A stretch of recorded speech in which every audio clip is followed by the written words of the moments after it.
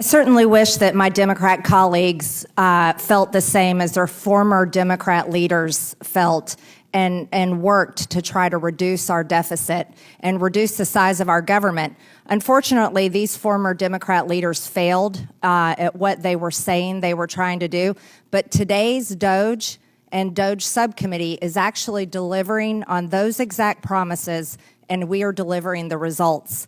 It's too bad that my Democrat colleagues constantly mock DOGE, attack DOGE, criticize DOGE, and criticize the hardworking people in DOGE. They also attack this committee and attack what we're all about. But that's today's Democrat Party. They're for big government, big spending, and doing nothing for the American people. They're America last. This subcommittee has highlighted where DOGE has staunched the flow of waste, fraud, and abuse in federal spending.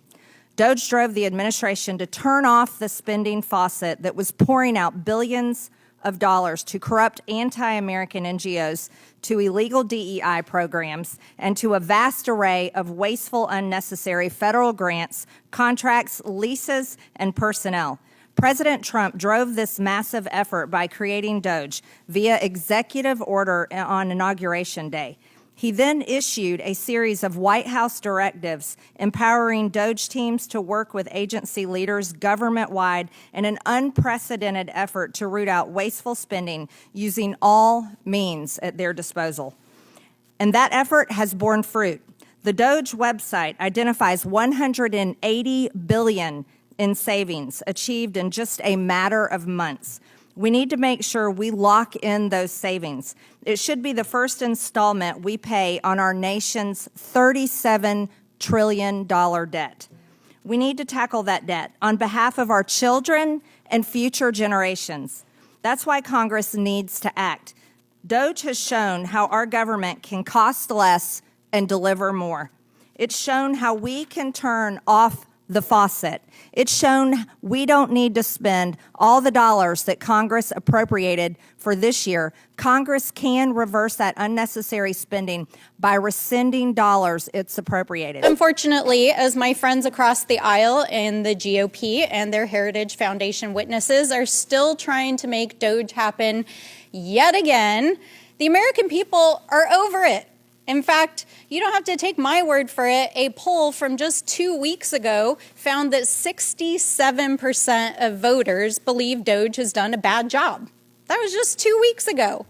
And in fact, when I told one of my friends that we were having another DOGE subcommittee hearing, they asked, really, is that still happening? Because literally the American people are over it. Except for that it's not funny, because DOGE has been used to wage a chaotic, destructive, and ideological war against the American people and the vital programs that they depend on. But I'm going to turn to that in just a moment here.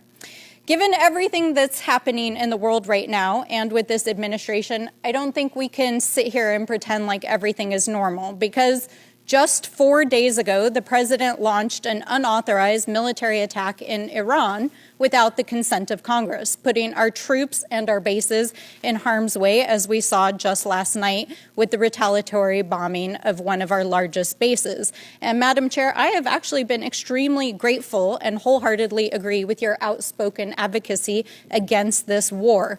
But like so many in this administration, so many days and weeks, this follows weeks of chaos here at home.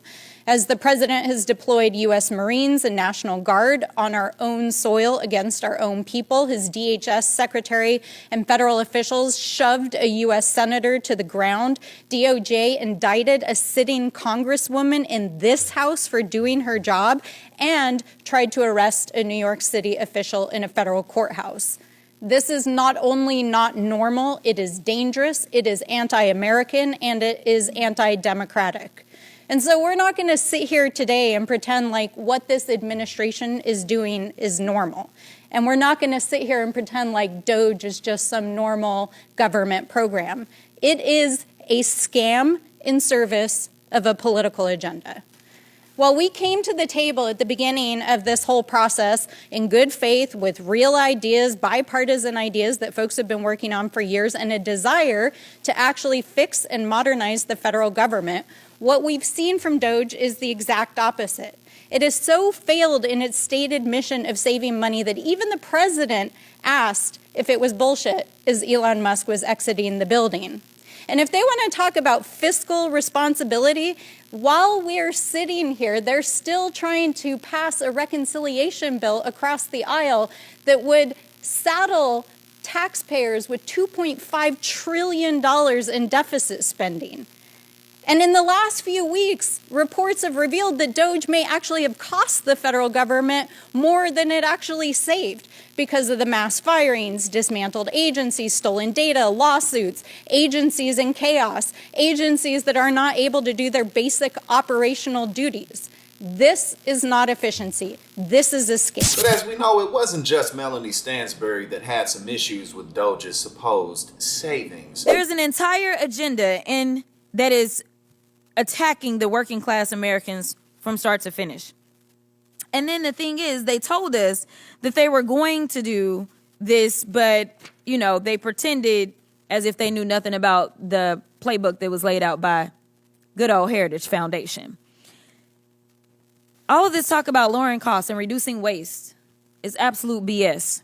Their agenda is about one thing, making the federal government so weak that they can exploit it for their personal gain. They're stealing your data to help their companies. They're taking away your health care and food assistance to fund tax cuts for billionaires. Their agenda is pro-disinformation, pro-obstruction, pro-greed, and pro-exploitation. If you didn't know, that's what DOGE actually spells. And congressional Republicans have been complicit in this agenda. They've helped this administration terrorize the public. They've allowed this administration to launch the country into a war without congressional approval. And while we're talking about saving money, let me tell you, just dropping those few bombs in one day, that was the beginning of what is going to be a very long bill for us as they talk about being efficient. There was nothing efficient about doing it. And maybe if there was some consultation, maybe with those that say have constitutional authority, since we care about the Constitution, then maybe we could have saved the American people not only money, but the lives that are now at risk as we have to put out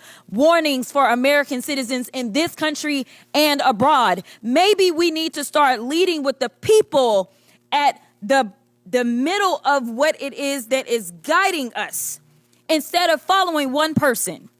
The reason that people like me say things like y'all are in a cult is because somehow people are abdicating their duties and abdicating the very people that put them into office. I think there's definitely a lot of silver linings in what's going on right now. On the one hand, first and foremost, Zohran Mamdani, the fact that he won in NYC is definitely good news. It helps to provide encouragement for people who may feel disaffected, for people who may feel apathetic towards their ability to contribute to the process at all. And then on the other hand, we got poll after poll that's showing that the American people are dissatisfied with what the Trump administration is doing, whether it's the ridiculousness of DOGE or the fact that, let's stick with DOGE, going after Meals on Wheels and, the Veterans Affairs and pretty much everything that people count on. But I don't want to make this thing too long because they tried to cut every damn thing. But moving on, the American people are not satisfied with what Donald Trump is doing with Iran. They're not satisfied with the LA protests and him sending the National Guard in. They're not satisfied with any of these things. And so that's definitely good news for us. But at the end of the day, one of the things I always bring up is the fact that Donald Trump, yes, he's incompetent, yes, he's an idiot, but he does not care about the job. And so since all of these things are spiraling out of control, including the tariffs, which I didn't even bring up before, how is he going to address any of these things? How is Trump and his clown car administration filled with completely unqualified TV personalities? How are they going to actually address world trade issues? How are they going to really address our economic issues? What are they really going to do about the fact that now we're at war with Iran and things are spiraling out of control? Netanyahu is not going to back down from war because that's the only thing keeping him out of prison. So what are these clowns, what are these fools going to do about any of these things besides not a damn thing?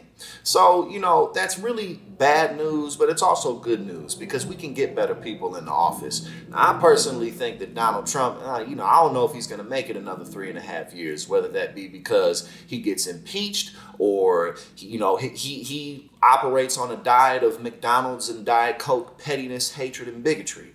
So, and don't forget the narcissism. But then again, narcissism keeps people alive forever, so he might live to be 203 years old.